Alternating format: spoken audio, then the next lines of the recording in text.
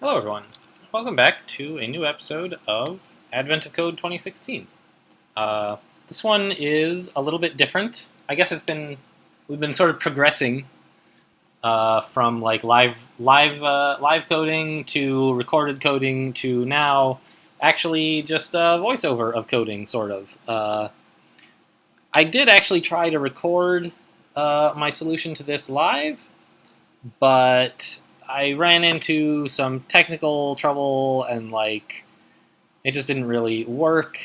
And also I said a bunch of things that were not really pertinent or on topic, which, maybe is fine, but given that the whole, you couldn't see what I was doing, it just was not very interesting. But someone pointed out a while ago that, hey, if I ever didn't have enough energy to record myself solving something, then I could just record myself describing a solution. So even though I kind of recorded it, we're gonna do that instead. So this is day 10. I believe day 12 is already out yet, but I haven't looked at day 11. I'm gonna do that soon. Day 10, balance bots. You come upon a factory in which many robots are zooming around, handing small microchips to each other. On closer examination, you notice that each bot only proceeds when it has 2 microchips, and once it does, it gives each one to a different bot, or puts it in a marked output bin. Sometimes bots take microchips from input bins as well. Inspecting one of the microchips, it seems like they each contain a single number. The bots use some logic to decide what to do with each chip. You access the local control computer and download the bot's instructions, which is your puzzle input. So basically, there's 2 different kinds of input. One input is a value which is input to some bot, and another input is the instructions for a bot, how it will perform when it gets 2 inputs. They compare them to see which one is higher and which one is lower, and they forward the higher one to whichever thing they've been programmed to send their high chips to, and the lower one to wherever they've been programmed to send their low chips to.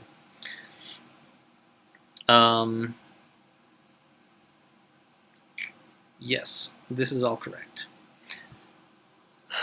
Okay, so, and then they ask us, what is the number of the bot that is responsible for comparing value 61 with value 17? So, fine. Let's take a look. You guys can see all this, right? Yes, that is definitely my mouse. Not my mouse, my what do they call it? Point? Point is moving around. Everyone except Emacs calls it cursor, but Emacs is so old they call it point.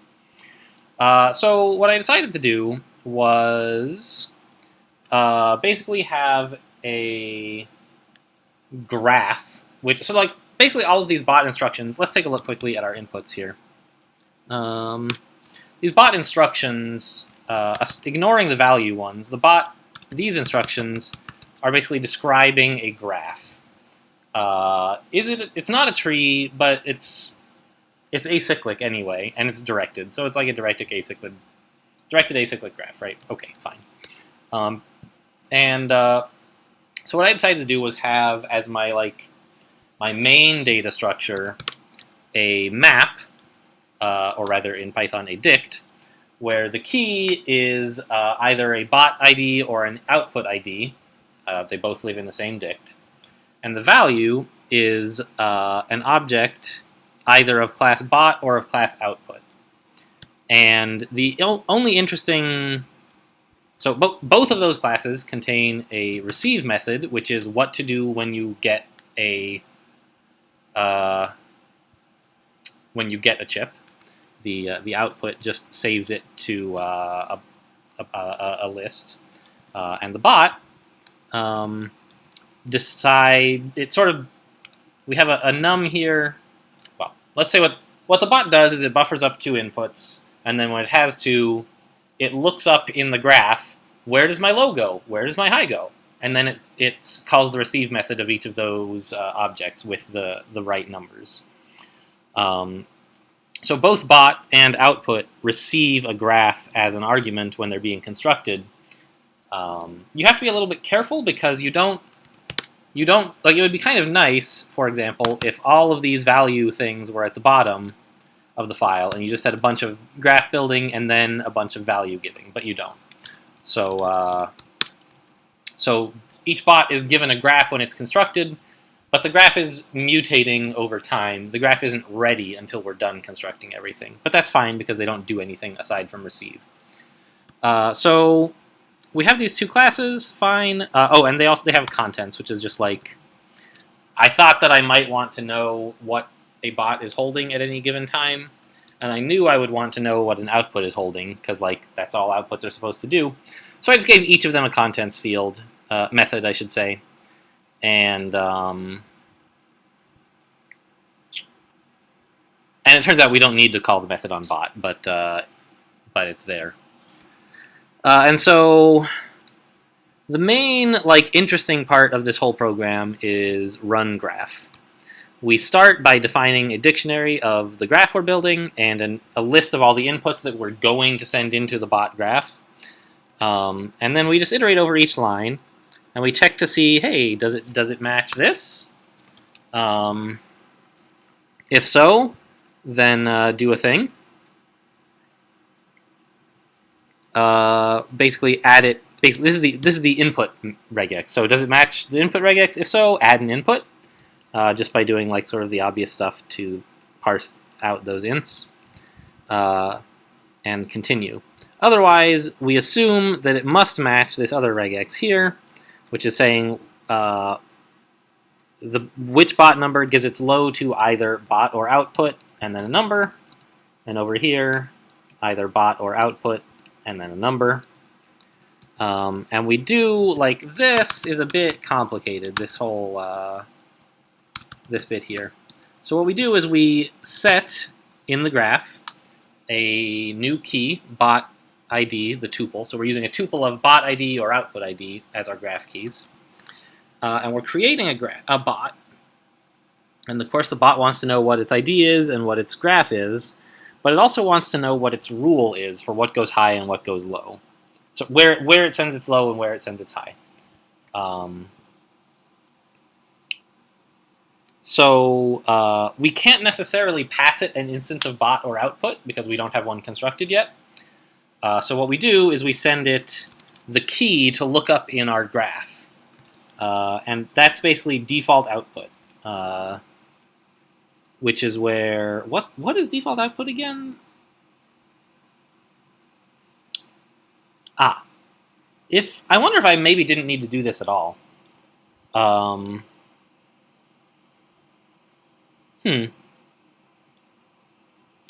Yes, because we don't ever get lines telling us to create outputs.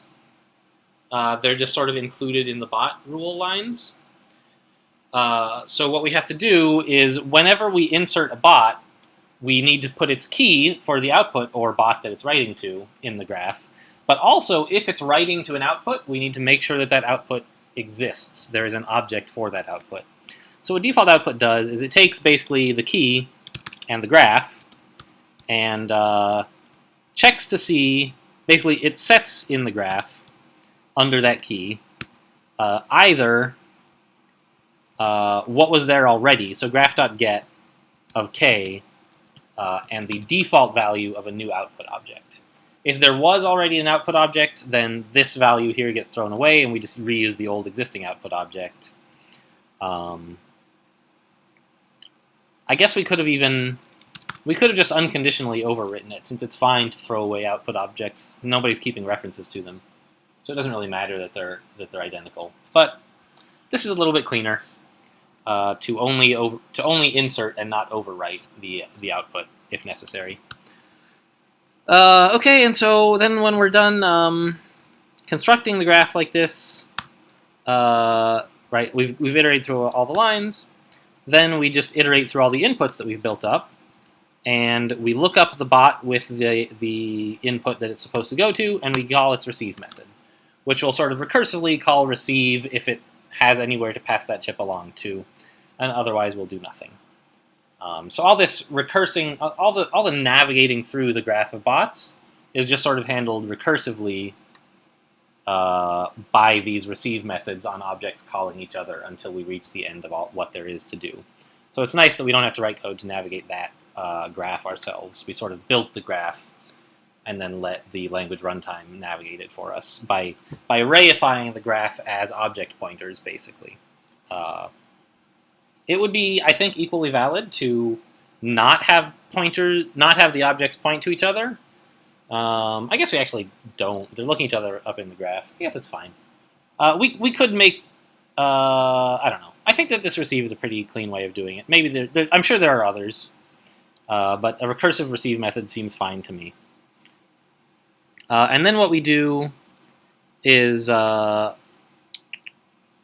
see.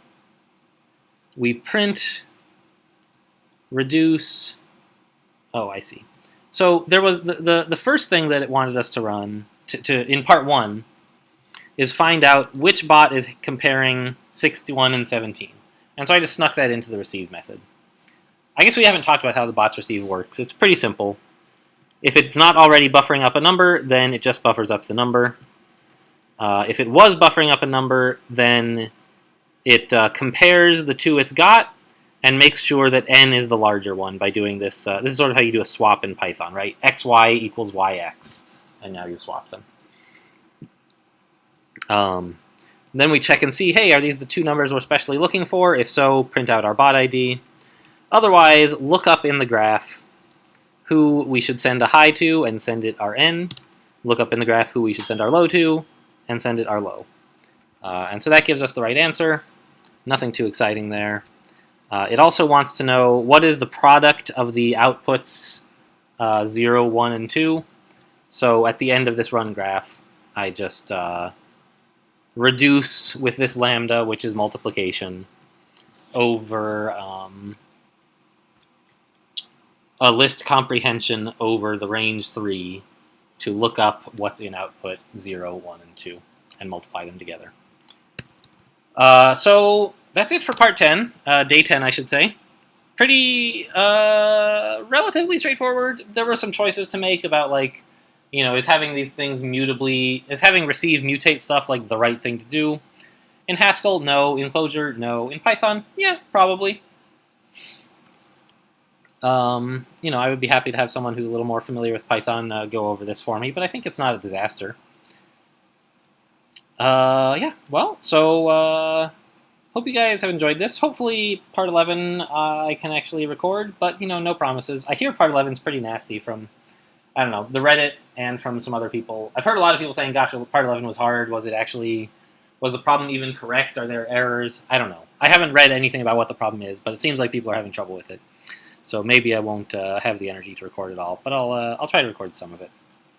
And I'll at least record a summary like this if I can't. So hope you guys have enjoyed. Thanks for watching, and I'll see you next time.